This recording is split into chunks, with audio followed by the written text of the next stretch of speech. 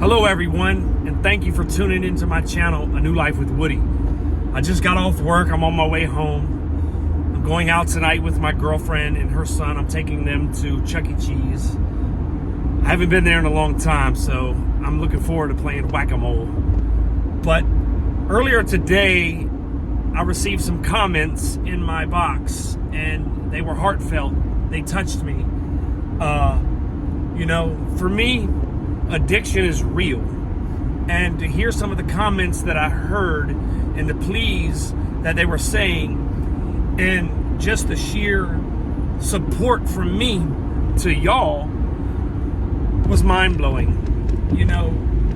I never knew that my words and me talking could impact anyone. But for some of y'all stating that the things that I talk about or how I talk is an inspiration and giving y'all a different mindset on the things that y'all are doing in your life, that's priceless, because the struggle is real. I know a lot of people are asking me to put content on my page, as some of my experiences in prison and the things that I've been through, the things that I've seen or even heard about. That's going to come. I promise you, that's going to come, and y'all are going to be entertained. But for now, I want a positive message, because far too often people get caught up in their addictions and they don't realize that it affects people that are around them more so themselves. For me, my addiction ripped my family apart. I am ashamed of some of the things that I've done in my addiction, I'll start, including some of the things that I've been through. But I just want to say thank y'all for subscribing to my channel.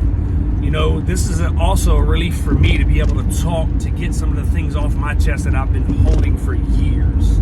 So, it's helping me out as well. But today, one message stood out, in particularly, and I'm not going to say the person's name, but this person stated they was in the midst of an addiction. And what I have to say about that is, don't give up on yourself.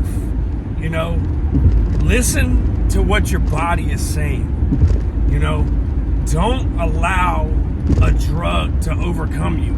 I know it's easier said than done, but you can grasp a hold of your addiction.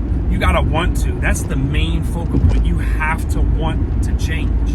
If you don't want to change, you're not gonna change. And far too often we don't want to change because we're having fun or it feels good, but we don't realize the domino effect that's coming from our addiction. And the only thing that I can say is, if you can reach out to anyone, reach out, because you cried to me about the things that you're going through, and I listened, and it took me back to the days when I had an addiction problem. And how I overcame my addiction is I went to prison. That right there, I'm not going to say you can't get drugs and stuff in prison, or I haven't used drugs in prison, because I have. But, prison saved me because it gave me an opportunity to see who I am as a person, and taking groups and going to NA, those things help. So reach out for help. Your cries are not unheard. They won't be unheard. People will listen. It doesn't matter how many bridges you have burned in your lifetime. Those can be rebuilt. If the persons or persons in your life truly love you, they will give you a second chance. I know. I'm a living proof. I've burned a lot of bridges, or at least I thought I had. And look at me now. Like, I have relationships with people that I never thought that would ever give me another chance after I got out of prison. And here I am, taking it day by day, staying clean, staying sober, and I'm allowing myself opportunities to grow. And you can too. So just press forward. Don't look back. Get a grip of what you got going on. If you need counseling, go to your local CSB board. Go get some help. Go get some treatment. There's ways to get that. And I'm going to do some research to try to help y'all and give y'all outlets, places that y'all can reach, and so forth and so on. But my message to the people who are struggling right now, it's not over. You got an opportunity to change now. You're reaching out to help. You're asking me for my advice. Life is too short, Sometimes it's just, it's mind-boggling sometimes, because we sit here and we just listen to other people nag us about our drug use, and that does push us down. And we, sometimes don't give up, because people are ragging us or putting us down, and that's a part of your subconscious mind that eats at you. So if someone continues putting you down or hindering your progress, you're going to believe that at times, that the subconscious mind is crazy, and I've read books about it, I've studied about it. So wake up in the morning, think positive thoughts, get your day off, read a daily motivational book. Those things help. It helped me. So press forward. Don't look back. I'm here for you. If I can help you, drop your email in my inbox, in my comment box. I will personally email you back. I will help you as much as I can. That's what I'm here for. It's giving me a new purpose to know that my words are touching people. I never thought that I could have. I took motivational speaking in a program in prison called Prison Fellowship.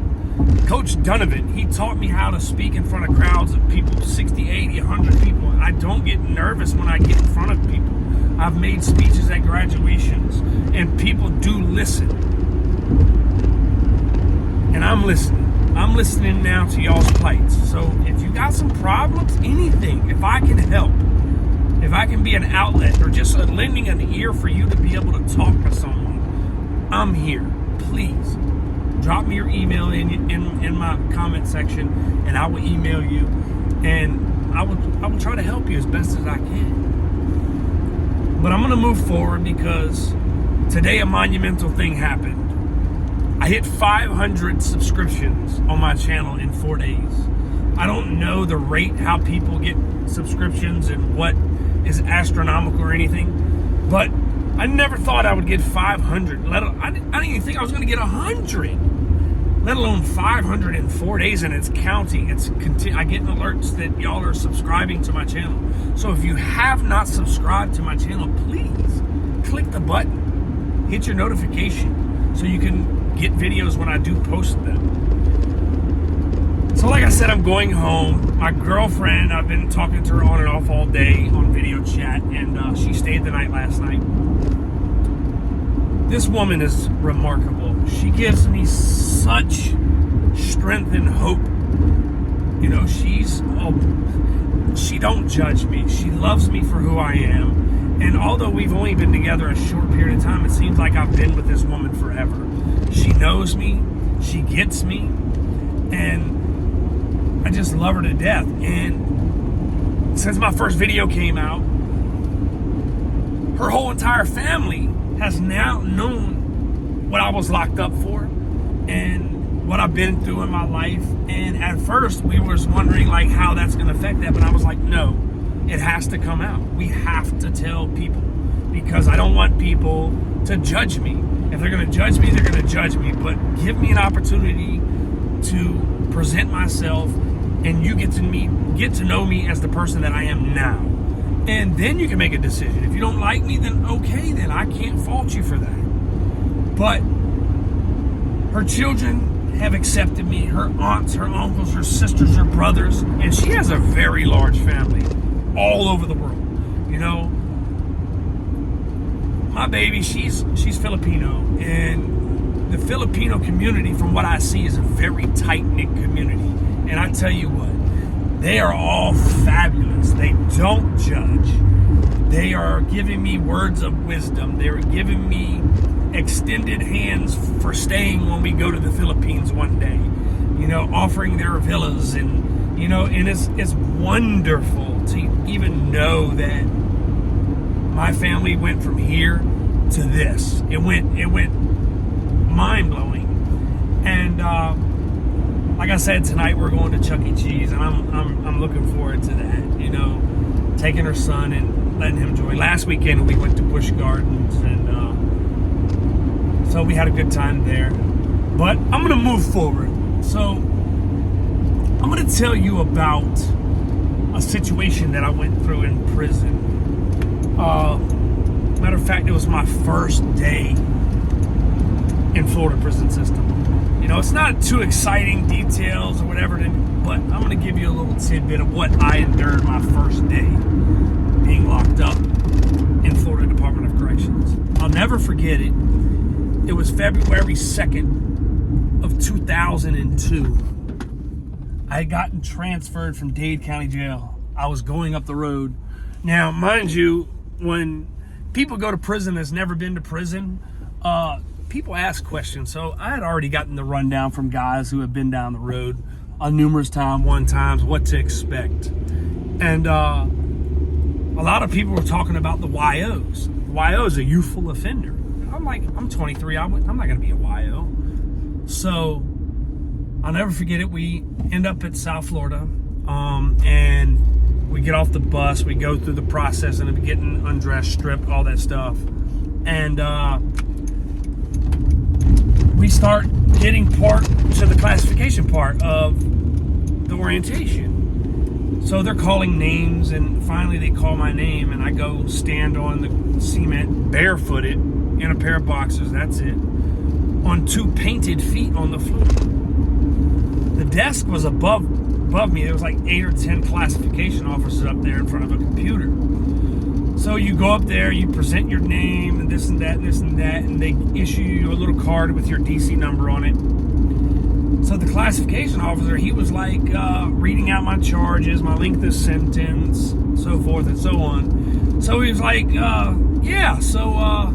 Woody, we're going to classify you as a YO. And I said, excuse me, sir? He says, we're going to put you in a YO dorm. You're going to get classified as a YO. I said, excuse me, sir? And he says, don't make me repeat myself. And I said, excuse me, sir? And he said, oh, you're a smart aleck. I said, no. I said, first and foremost, I said, I'm not a smart aleck, but I'll tell you one thing. I got an adult crime and adult time. I'm not no youthful offender. I'm not even a youth. I'm a man. I'm 23 years old. So we get to talking back and forth, and I said, I'll tell you what. Now, this is the hothead in me back then. Not now. Please don't judge me. I looked up at him, and I said, I'll tell you what. If you put me in the YO dorm, I said, the first thing that I'm going to do, I'm going to set my bags down, and I'm going to walk up to the first person I see, and I'm going to break his jaw. I said, I'm not going to the YO dorm. Now, I'm going to stop right there for a second. YO dorms in Florida are terror domes. The jitterbug camps are terror domes. Adult prisons are bad, but these youthful offenders, these are youngsters that just have no care in the world. They don't care.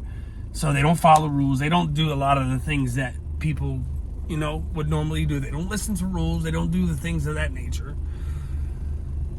So he was like, okay, he wrapped it up, and I go and I take my picture and I do everything that I'm supposed to do, and I'm sitting down on the bench. Probably about 10 minutes later, 2 guys come in, these huge correctional officers. They're about 6'3", 6'4", 2+. So they call my name out. They're like, Woody! I'm like, yo. He's like, you Woody? I said, yeah, I'm Woody. He said, come with us. So I'm like, okay, why am I being called? I done forgot about the situation that just arose like minutes before. And so they take me down this long corridor hallway and tell me to stand right here with my face to the wall. So they step into this office and they start talking. I can hear them. They're like, yeah, we're going to take him to the hole, blah, blah, blah, blah, blah, blah. So the guy calls me around in the corner and he's like, hey. He's like, so you're going to punch somebody in the jaw and break it, huh? I said, if I have to, yes. If need be, I will. And so these 2 officers grabbed me, both of them by the arm, and escort me. They're like, hey, You want to go punch somebody in the jaw? Punch me in the jaw. And I'm thinking to myself, I done heard stories about Florida. Now, Florida's bad. I'm like, no, I'm not gonna tango with y'all. Y'all gonna beat my tail. I said, y'all don't play fair. Y'all do not play fair. So, a long story short, they take me down and they put me in a holding cell. I sit there for about 4 hours trying to get my thoughts together, the case may be. Well, they come back and they tell me, it's like, look, you got one or two options. One, you can go to the wild dorm, or two, you can go to the Hope. I said, well, I'm going to take option number two. I'm going to go to the Hope. I'm not going to the wild dorm. So they left me in there to stew for a little while longer. And they came back and they was like, look, they've had some second thought, reconsideration about you. And the classification officer wants to talk to you. So they take me back in there. And I sit down at the desk and he's like, look, I reviewed your case. He says, yeah, I don't think you would be a good prime candidate for the wild dorm. He says, I hate the fact of you threatened somebody. He says, but if you're going to go through that in your bid, he says, your bid's going to be long and arduous, man. He says, it's just not going to be good for you. So they take me and I go back, get my clothes and property and all that stuff that they allow you to bring from the jail. And I go to the adult dorm. When I got into this dorm, oh my God. This place is jumping. You got people over in the corner playing dice. You got guys over there. They got these butt cans where you used to be able to smoke, but they're full of water, and they got these little flames underneath them. They're heating the water up, heating their food up, and all this stuff. And I'm like, this place is crazy. So, I go in my cell, I unpack my stuff, make my bed. And I want to take a shower and I want to lay down. So I go get my shower stuff, go to the shower. Why is it when I walk into this, it's a single shower there, it's full of water? I was like, ain't no way in hell am I going to get in this shower ankle deep in God knows what kind of water's inside of this shower. So I ended up going to my cell and making a bird bath, man. And that was my first day. I went to sleep, man. And I just tell you what, man, I knew it was real from the time that I stepped into the Florida prison system. You can't talk in the chow halls. And another thing, the YOs, the jitterbugs, they have to march in a single file lines and do cadences. And I'll never forget it. They had this cadence. It was something about their mama's Cadillac and their gold teeth. And it took me back. I was like, I am so glad I didn't have to do that, because one, my mama's never had a Cadillac and I've never had gold teeth. So it was just something that was just like, something I don't ever want to ever have to think that I could have went through. But moving forward, I'm almost home.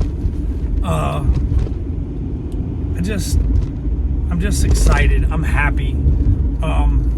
If there's anything, like I said, that I can do for y'all people, please just reach out to me. I'm here. I had a chance to talk to Jay today a little bit on text, and he said something to me. He's like, we can make a change. And I said, no. I said, Jay, you've already made a change. You gave me a platform. You helped me, and I thank you, Jay, to get to where I'm at now. And you just lit the torch, man. And it's only the beginning for me. I'm excited. I reached out to the guy who helped me get home on the Interstate Compact, Dan Law. If y'all seen the video, y'all know who I'm talking about, Daniel Lonergan. I've reached out to him, and he's excited. I told him that I got a channel, and things are good, man. And I just want to see where this is gonna go. I'm lost for words. Just keep continuing, give me your input, and I'm gonna listen. But I'm gonna close for now. I'm getting ready to head to my house, and I'll get back with y'all. I'm gonna pick back up probably after I get back from Chuck E. Cheese, or I might take y'all into Chuck E. Cheese with me. Depends on what my girlfriend says. I wear the pants, but she picks them out. Trust me. But I love you, Maria.